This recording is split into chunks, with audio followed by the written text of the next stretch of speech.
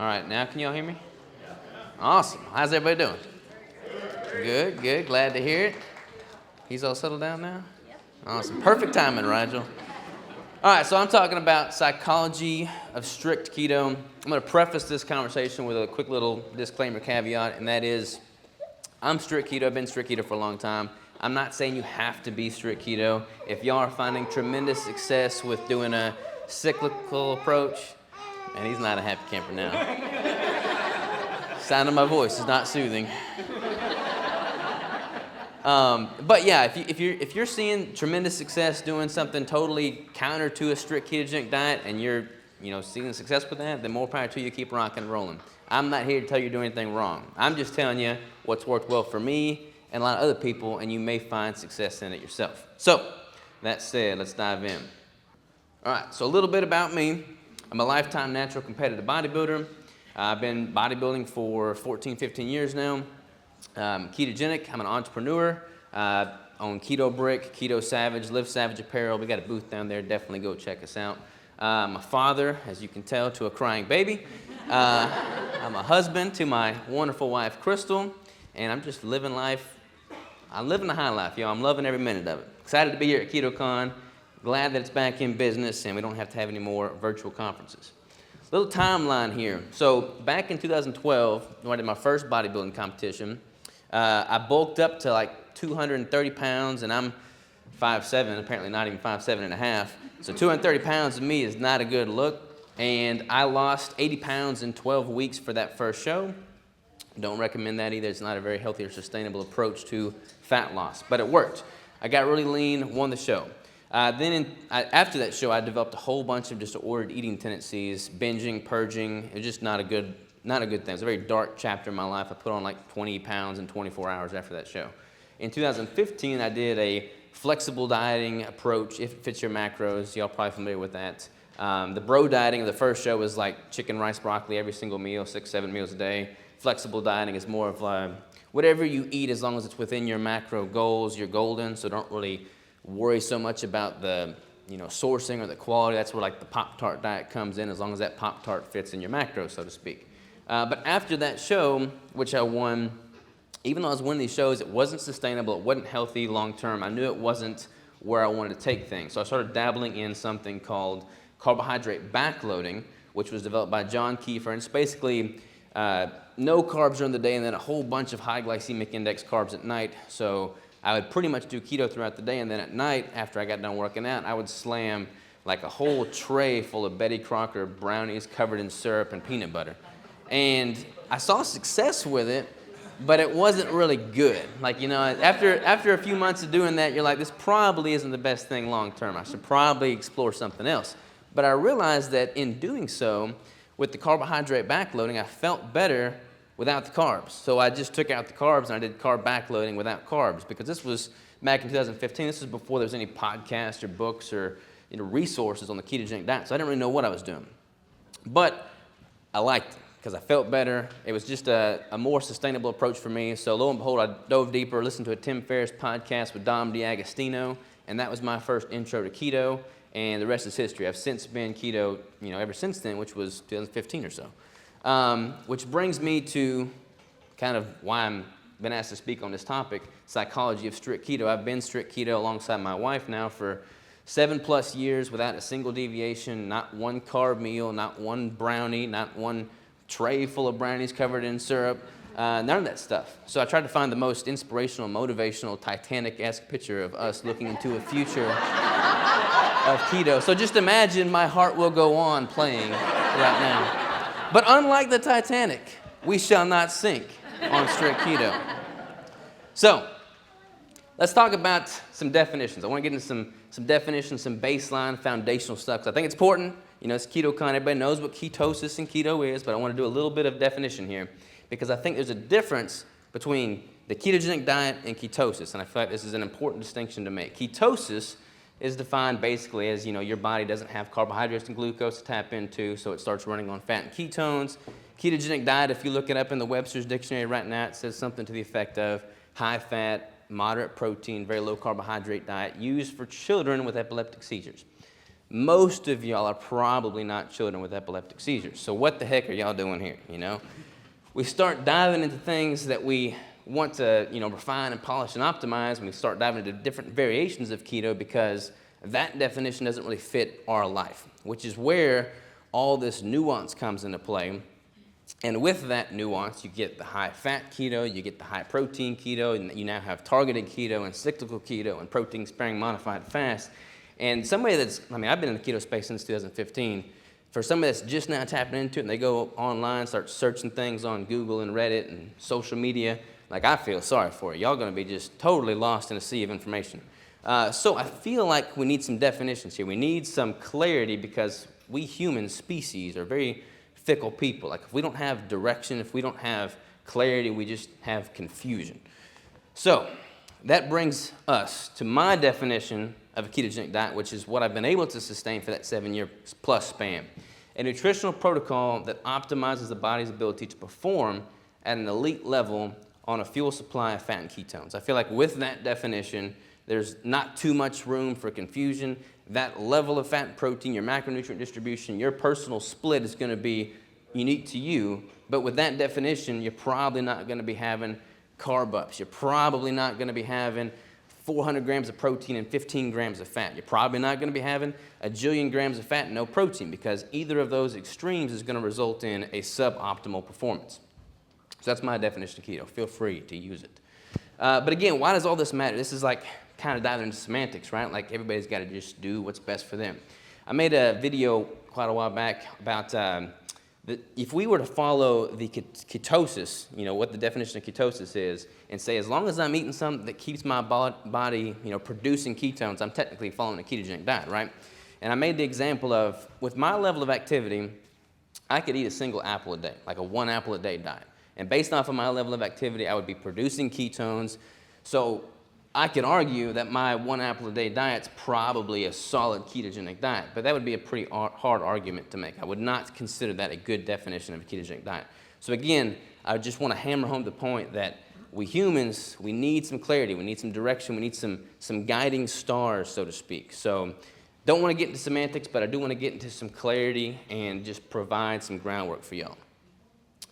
So when I talk about strict keto, I get all kinds of pushback from the strict keto naysayers. These are probably the 6 biggest things I hear on a frequent basis. Building muscle. Surely you can't build muscle in the absence of carbohydrates. You got to spike your insulin levels. You got to have that. Well, I've been doing this for a while. I've built a lot of muscle. Several of my clients have built muscle. Crystal, my wife back there, she's pretty much exclusively followed a ketogenic diet. All of the muscle she's built has been on a ketogenic diet. All of y'all have done keto for long enough to probably experience hopefully, some lean mass growth on a ketogenic diet. So hopefully that point is a non-point of conversation because it's just not true. Hormonal health. This is probably the biggest pushback I get. And I see this a lot with females because they argue, you got to have more carbs during certain phases of your cycles.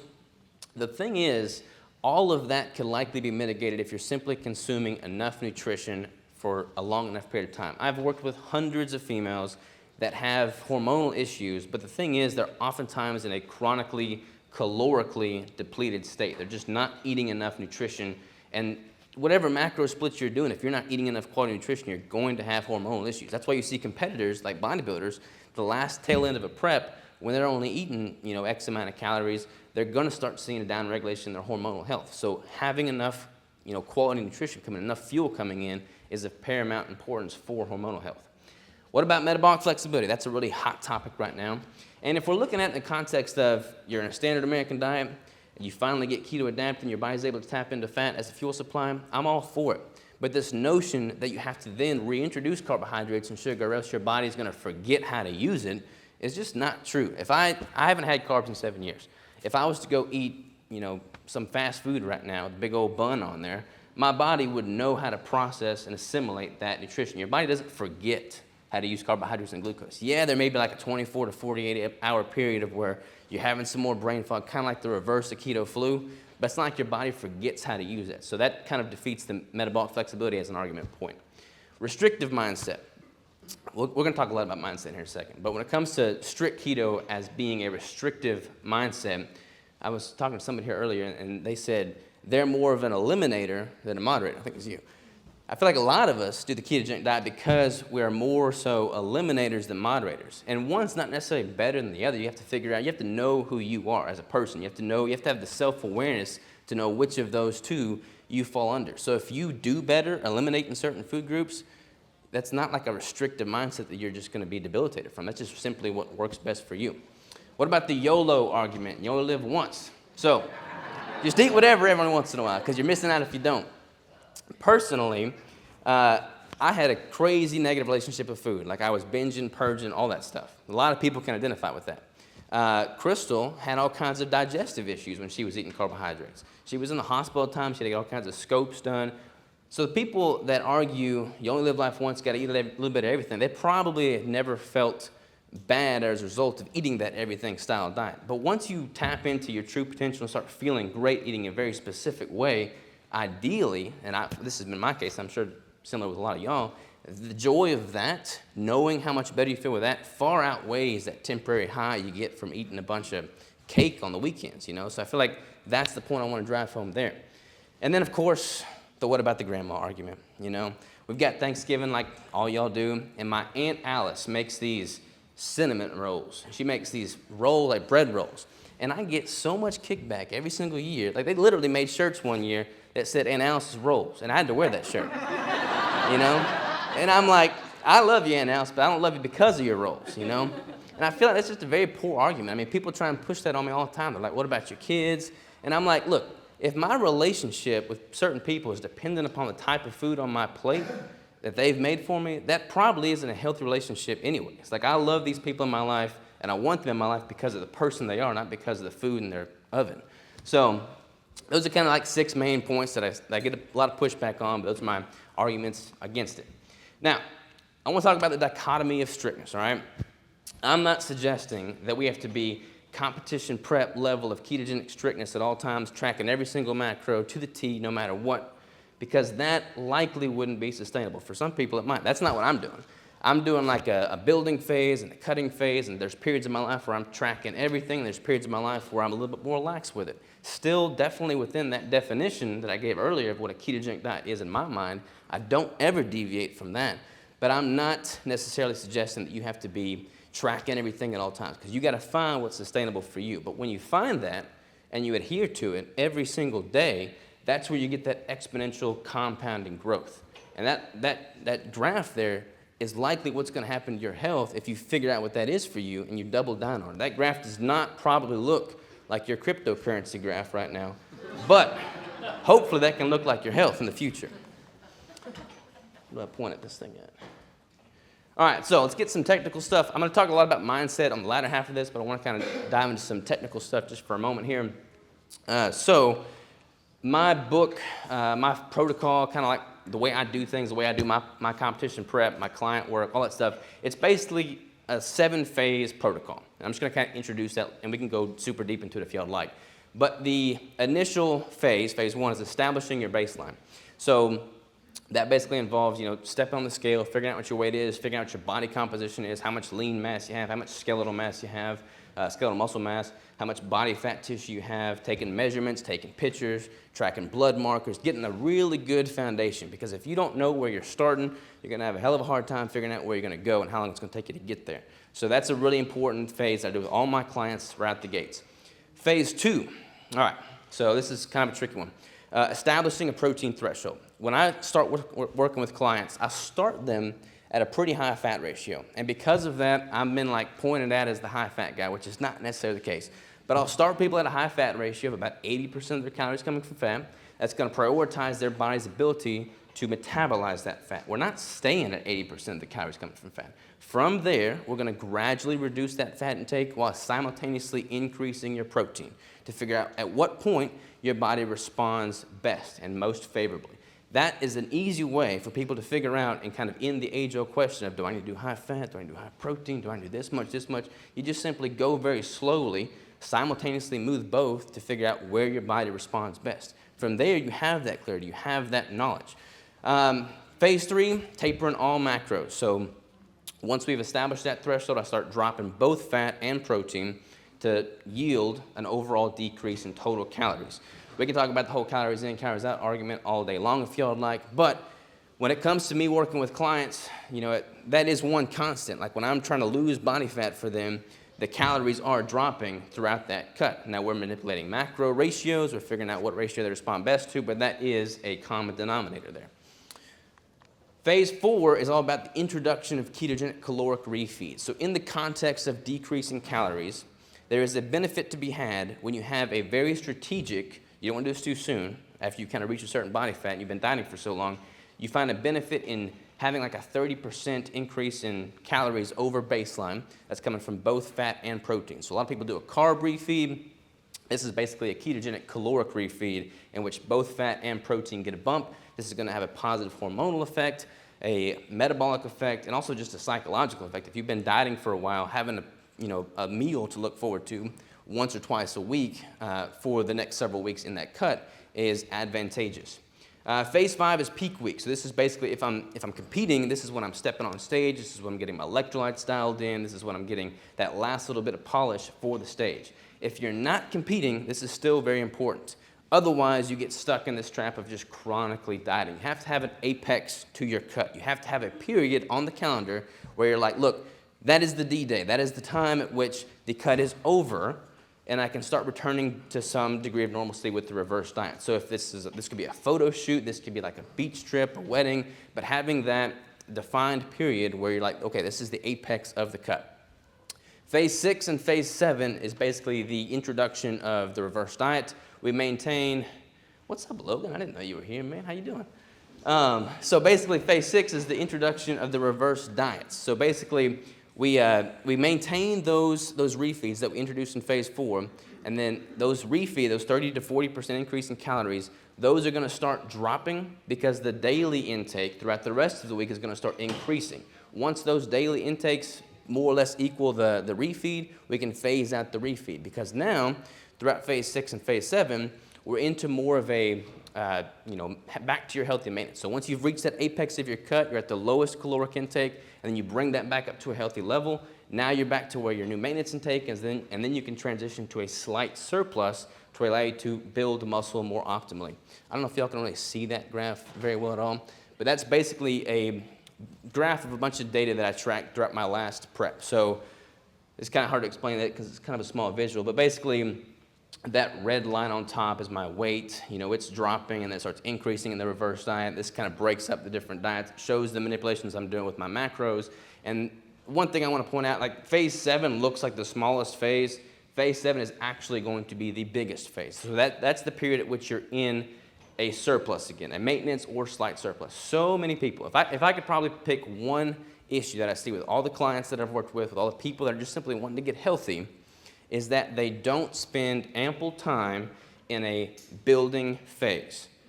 So you spend so much time cutting calories, dropping calories, dieting down, and that's all great. That's an important part of the spectrum. But if you don't then have a period where you're reverse dieting and transitioning back into a surplus, your ability to build and add more lean tissue is going to be drastically hindered. Your ability to perform is going to be hindered. Your ability to return to a healthy hormonal and metabolic state is going to be hindered. So having that period, which for me, I like to say like 3 to 5 times greater amount of time spent in that building phase than the cutting phase. So just for clarity, I'm normally cutting for about 4 to 6 months before show. I spend 2 or 3 months reverse dieting back to my maintenance, and then I spend the next 2 or 3 years in a surplus, building more tissue so that the next time I do lean down for a competition, I look better than the last time. If you're spending so much time in a deficit, then you're going to get worse and worse and worse year after year. And we don't want that because this ketogenic diet in tandem with weight training, bodybuilding, that is the fountain of youth, ladies and gentlemen. But it's not going to happen if you're spending more time dieting than building. All right. And quick little shameless plug, All of that and more can be found in the book, Ketogenic Bodybuilding, A Natural Athlete's Guide to Competitive Savagery. But we ain't done yet. How much time I got? We got quite a bit of time? Okay, we're just getting started, y'all. We're just getting started. Now we're switching gears, and we're talking about mindset, which is what I'm super excited to talk about. Buy the book downstairs. Yeah, buy the book downstairs. So that's a picture of me, still 5'7", but at this point, I'm 230 pounds, and I'm fat, I'm unhealthy, and I have a very negative relationship with food at this point. But totally beyond my composition, I have no fulfillment in life at this point. I mean, I'm in high school, college at this point, I believe. But I'm doing what all the rules tell me to do. You know, I'm going to school, I'm lifting weights, I'm working out, I'm doing everything with my diet. But I'm trying to maintain this sense of balance, you know, because they all tell you got to have balance in life to find fulfillment, you know. So we go back, quick little flashback to this picture here. You know, the first one is me with a bro diet, then with me with flexible dieting, then ketogenic. In all four of those pictures, in all 4 of those years, I looked good. I mean, I looked lean. Don't want to toot my own horn, but I won the shows. You know, like that, to a lot of people, was like the ideal picture of health. And there was a common denominator across the board there. The common denominator was my unwavering dedication to my craft of natural bodybuilding. So even though I didn't have the diet dialed in, I had the unrelenting desire to be the best I could be, and I put in a lot of work. So people can see success with a vast array of diets. What's sustainable for me may not be for you, et cetera, et cetera. But that is the common denominator.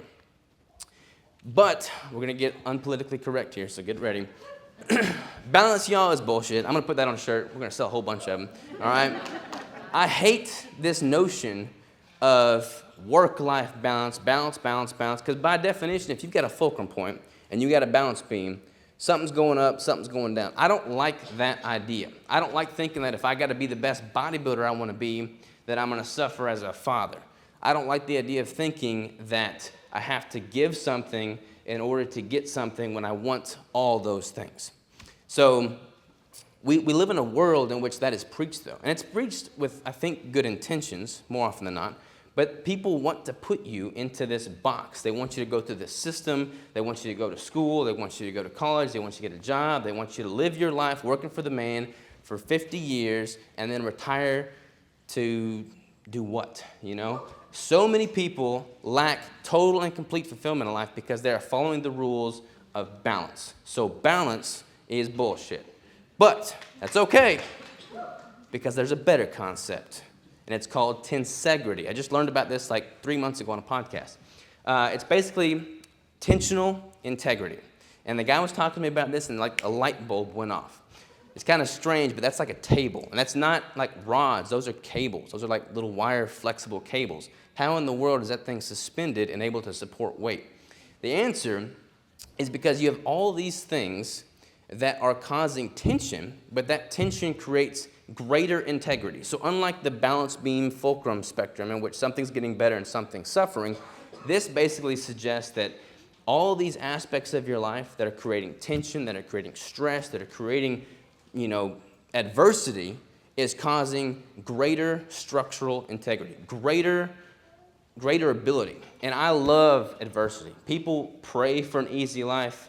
That's bullshit too, you know. I like adversity. I'm like a self-masochist or something. I like pain. I like doing things that are hard. Like everybody else is suffering, I'm smiling. I just like that. And not everybody's like that. But I can tell you one thing. The moments in my life that have seen the greatest source of fulfillment, the moments where I feel proud of what I have done, have all come in periods where I did not feel balanced, where I didn't get my full 8 hours of sleep, where I didn't do everything and follow all the rules as I was supposed to. They came in moments where I said, screw the rules, do the hard thing, be passionate, be obsessed, and have this unwavering dedication to my craft. So, let's talk about some examples of that. Here we got Andy Frisello there in the corner. Y'all heard of 75 Hard, I'm sure.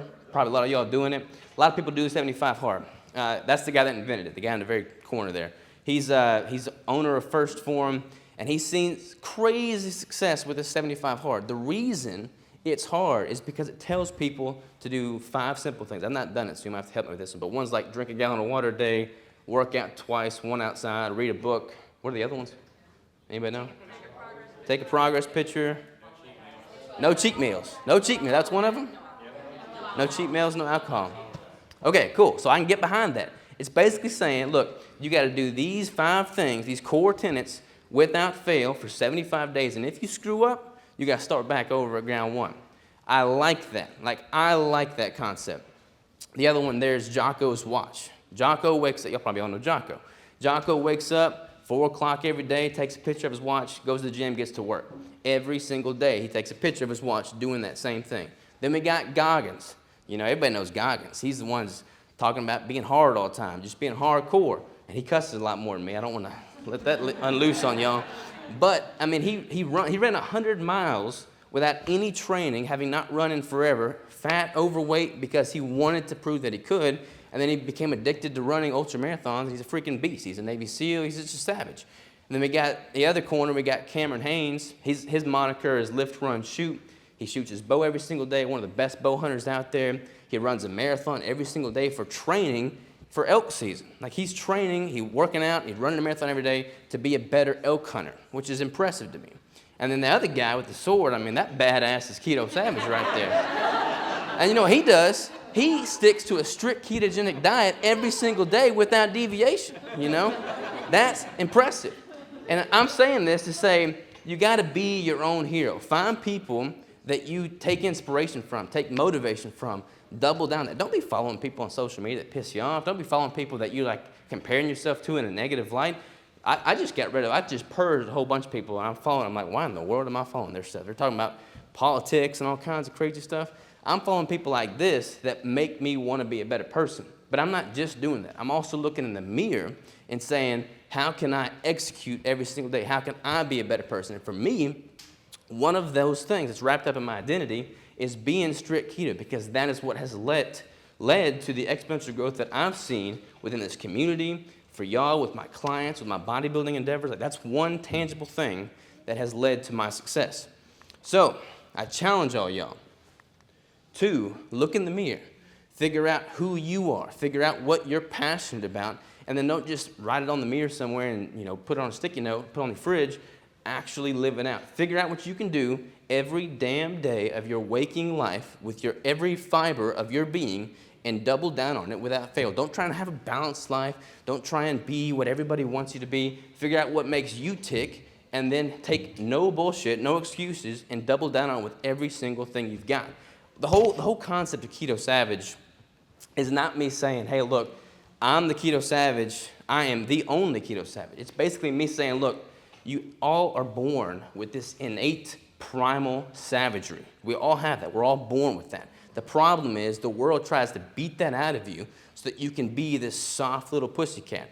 Be the freaking lion. Be the king of the jungle. Figure out what that savagery is in you. Take it out. Figure out what you want to manifest it to.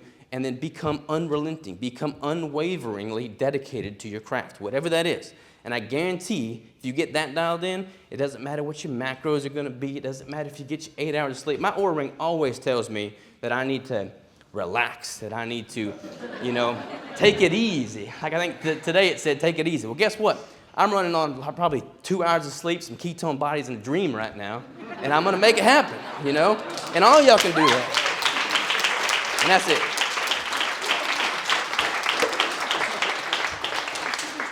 We got 10 minutes. I'd take it for questions. If anybody has any questions, lay it on me. I'm all about questions. What you got? All right, so you were talking about the phases and being able to figure out what your protein and your fat macros are. So cycles for a woman affect her poundage, right? Up 5 pounds, I'm down 50 pounds. Yep. Whatever. So how do you balance that with what you're playing with for macros to figure out kind of where your thresholds are? Great question. So when I'm working with a female client, and like, say we're doing a prep, say we're doing like a body fat, fat loss phase, and we're trying to get things dialed in, but her cycle's in a state of flux, and that is going to cause some water retention. Stress is going to cause water retention. Water retention is, causes all kinds of fluctuations. The best thing I can say to people in that regard is to control for as many variables as possible, change one thing at a time, and then just track that over time. So like in that context, I'm making sure their electrolytes are dialed in, and that's not causing an issue in flux there. I'm making sure that everything that can control, like their sleep and their stress levels, are more or less, moderated as best they can. And then as I'm trying to figure out what their threshold is, if it continues to go down that path for like 2 to 3 weeks, independent of their cycle kind of returning and normalizing, then I'll feel pretty confident that based off of that, their macros are where they need to be or need to be adjusted by. But if it's like I don't ever really make a crazy adjustment in the course of like 1 week. Like, I like to stick with things for 2 to 3 weeks before I make a drastic shift so that I can have that time to control for any unforeseen variables, like cycle and stuff like that. What you got? On electrolytes, what do you use, and how do you keep that balanced in? I found the longer I'm in ketosis, the harder I have, like, keeping hydrated and keeping my electrolytes right. So electrolytes is crazy, y'all. So I was doing a prep one year, and I was in the end of a prep. It's a funny story. I'm going to answer your question, I promise. And it was like 3 weeks before the show, and I was like ravenous, and I was just craving Brussels sprouts for whatever reason, Brussels sprouts. And I had salted these Brussels sprouts pretty good. Ate these Brussels sprouts, was in like Brussels sprout heaven. And then I woke up the next day, jumped on the scale, and I was 8 pounds heavier 3 weeks before the show. And then I started going a little batshit crazy. And then I realized, oh, it was all the salt that I put on the Brussels sprouts. So the way electrolytes work is you basically got an equilibrium point that exists in your body between your sodium, your potassium, and your water. Yeah, magnesium, calcium, all that stuff kind of plays a role too, but mostly the sodium, potassium, and water intake. And your body can reset that equilibrium point at a lower point or a higher point based off of as long as you're in equilibrium. So when I'm doing a prep, I'm typically at around about a 2-to-1 ratio, 2 part sodium to 1 part potassium. A good baseline for most people to kind of start at is about 4,000 milligrams of sodium, 2,000 milligrams of potassium. If you're using Redmond real salt, for instance, 1/4 teaspoon is 500 milligrams of sodium. So if you're doing 2 teaspoons a day of Redmond salt, that's about 4,000 milligrams of sodium. And if you're doing that, you can kind of scale up from there to figure out what you feel best at, because how much you sweat is going to affect, how much water you need to be drinking, et cetera, et cetera. But if you stick within about a 2-to-1 ratio of that sodium to potassium, and then kind of scale your water intake up or down as needed, that's going to be a pretty good place for most people to kind of finesse and polish that. As far as what I use, the Redmond's really good. The Relight that they make is pretty good because it has that 2-to-1 ratio built in. Upgraded formulas, Barton Scott down there, he's got a really good product because it absorbs much better than most. So be conscious of that. If you're using ketone salts, those are all bound to a mineral. So that's going to kind of factor into your electrolyte load for the day. But generally speaking, about a 2-to-1 ratio of sodium to potassium is going to be pretty good for most people. What you got, Jay Shane? The keto road. So, some of the mindset stuff you were talking about can be a hard shit for some people. So I'm kind of curious. A lot of people are afraid of the unknown, right? Who am I on the other side of that? So what would you say to somebody that's, I'm afraid of the unknown? Is it scarier to be afraid of the unknown, or scarier to go through your life in fear of what you could have been, knowing that you have not lived to your full potential? So when I was doing my thing and I was 230 pounds and I was like following all the rules, totally unfulfilled, I was like $250,000 in debt and just miserable in my life. And the moment where I started finding fulfillment and seeing success is when I said, I cannot keep going down this path because I'm literally suicidal. I know I have greatness inside of me. I know I'm destined for more than this, and I'm not living up to my full potential.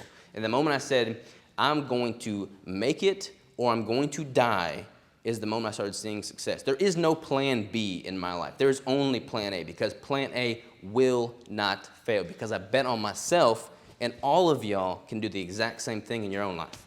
Do what scares you. Do what scares you, 100%.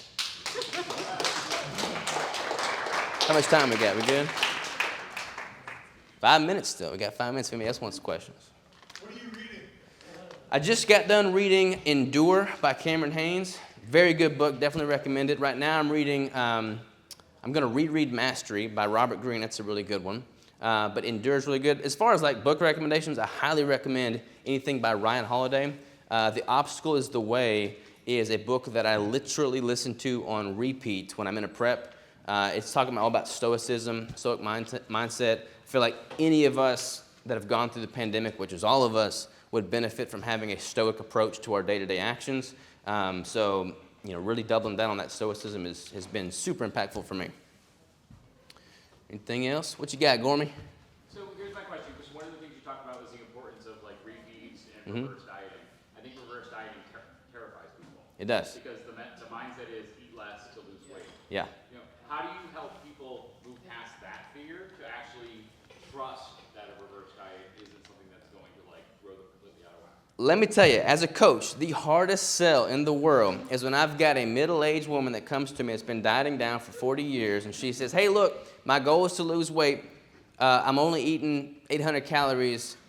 What can I do? And I'm like, all right, I'm going to help you, but what we're going to do is we're going to have you eating more food, and you're probably going to gain a little bit of weight, but what you've done prior to this point obviously hasn't worked for you, so this is pretty much your only viable alternative. So I tell them that, I explain it. It's a very long conversation, and kind of like talk them off the cliff. And then basically, I try to turn their focus on from just looking at the scale to getting excited about other proxies for progress. When you're starting to increase calories, if you've been chronically restricted that whole time, you're gonna feel poorly. When you start increasing calories, you're gonna have better libido, better sleep, better energy levels, better everything, and that should be much more exciting and just be able to help them tolerate that slight increase in scale weight a little bit more. You had a question? Yeah, so I just started reverse dieting, and what is a marker, like, how do you know you should stop? Because if you're not gaining weight, like, I know that's one of the reasons that people stop, but are there any other, like, things? Yeah, so like a good thing to look for, like if you're reverse dieting, you're gonna gain some body fat, like it's just gonna happen. Like when I can't maintain 3% body fat indefinitely, so I'm gonna have to put on some healthy body fat. That it holds true across the board for everybody.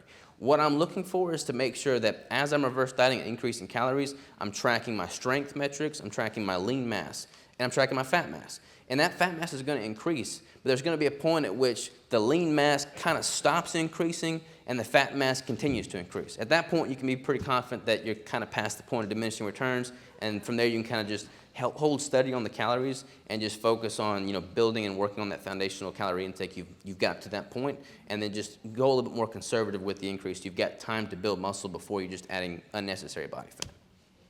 You bet. What's up, man?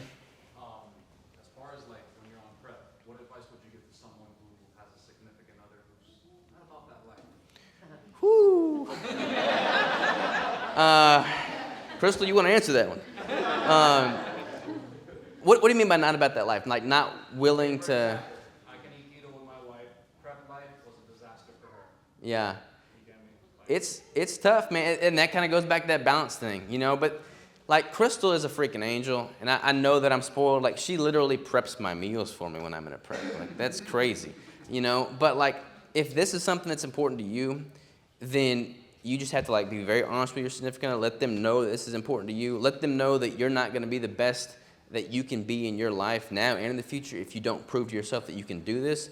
And then like help them get on board by proving them that after the prep is over. Like when the prep is over, take the energy that you were putting towards tracking your macros and everything and put that towards the relationship. Let her know that, hey, look, I'm better now because of this chapter in my life that I was able to go through. I appreciate you being on board with me as I went through it. You know, kind of back to that tensional integrity thing. There's going to be like points in your life that are causing drastic tension. That's not a bad thing, but leverage that for growth. Be stoic with those adversities.